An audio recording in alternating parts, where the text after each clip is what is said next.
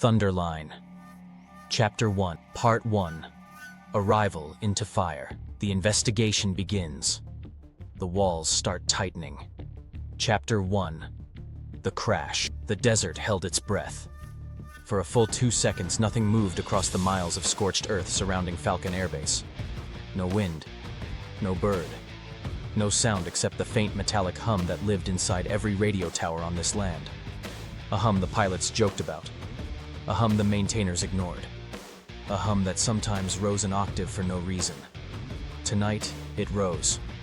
Lieutenant Aaron Harlow didn't hear it from the cockpit of his F-22, banking hard against a bruised purple sky. He had bigger problems than the desert's strange music.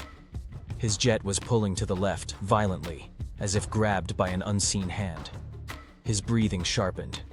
Sweat rolled down his temples. He steadied his grip on the throttle, fought the sudden yaw, and scanned the displays flooding red. Stall warnings. Hydraulics. Flight control. None of it made sense.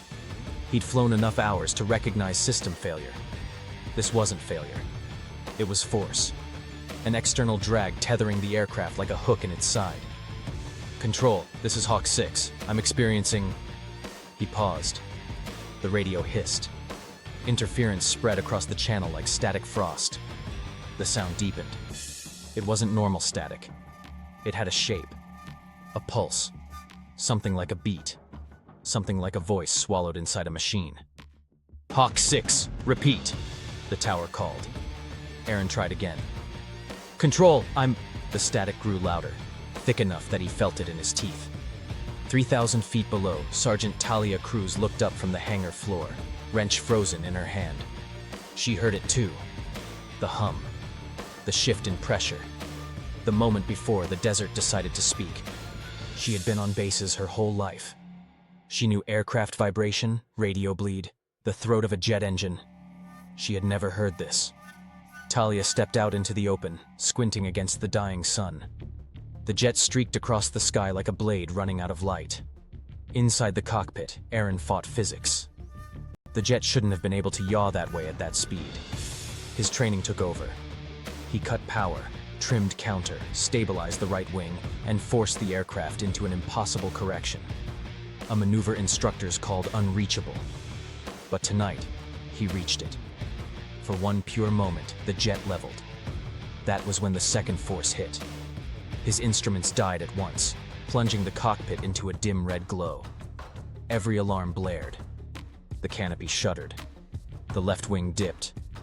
And the static whispered again, longer, lower, unmistakable. It said his name. Aaron froze. Harlow. He blinked hard. Sweat blurred his vision. Harlow. A cold shock ran down his spine. No, he whispered. He pulled the eject handle halfway, hand trembling, then stopped. His brother Dean would never forgive him for punching out too early. Dean had always been the fearless one, the one who believed every malfunction had a fix if you stayed in the seat long enough. Aaron stayed. He tried one last correction, jerking the stick with everything in him. The jet answered for a heartbeat. And then the left wing sheared off with a scream of twisting metal. Below, Talia staggered back as a shockwave rolled across the base. Soldiers poured out of buildings, shielding their eyes as the jet broke apart midair, scattering fire across the dusk. Aaron didn't eject. The last thing he saw was the desert rising to meet him. The fireball lifted from the horizon like a sun being born in the wrong direction. A streak of flame, a scattering of steel, a long echo rolling over the hangars. The desert finally exhaled. Falcon sirens wailed. And in the watchtower, Colonel Barrett Kane stood perfectly still, hands clasped behind his back, jaw tight. Not shocked, not panicked, almost prepared. "Get me the recorder impact team," he said calmly. "Seal off the crash zone. Communications blackout. No one moves until I say." The controller stared at him. He didn't repeat himself. He never had to. Outside, the fire raged. Inside, the commander's expression never changed. He watched the burning sky as if he had been waiting for this moment. Waiting for the fall. waiting for the secret beneath Falcon to claw its way back into daylight. He turned to the senior controller. "And send word to Washington. Use the usual channel." "Yes, sir. What do I tell them?" Kane didn't blink. "Tell them the line was crossed." The controller hesitated. "Sir." "Which line?" Kane's voice thinned. "The only one that matters." He looked out the window again. Flames lit his face in violent orange. "The Thunderline!" The wind picked up for the first time in an hour, sweeping across the base in a long, low moan. Sand drifted over the asphalt. Maintenance crews sprinted towards the crash trucks. A medic shouted for stretchers, though no one expected survivors. Talia Cruz stayed frozen at the hangar door. She had seen crashes before. She had lost pilots before. But something about this felt wrong. Engine failures didn't bend metal like that.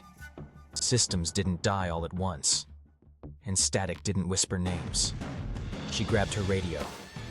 "Tower, this is Cruz. Did anyone else hear that interference tonight?" Silence answered her. Then, abruptly, the channel cut off. Her hand went cold. Behind her, a shadow moved between the jets. Someone watching. Someone who didn't want her asking questions. Talia stepped backward cautiously, pulse climbing, senses alert. She wasn't a pilot. She wasn't command staff. She was just a sergeant who knew engines better than she knew her own reflection. But she knew one thing as sure as breath. That crash wasn't an accident. Something pulled that jet down. Something that didn't belong in the desert sky. She stared at the burning horizon, heat shimmering, sirens screaming, the base running wild. Somewhere in the wreckage lay the truth. And somewhere in the static, a voice had called a dead man by name. She felt the desert hum again, low and deep. Whatever Falcon was hiding, it had just announced itself. And the line between secrecy and catastrophe, the Thunderline, had finally broken.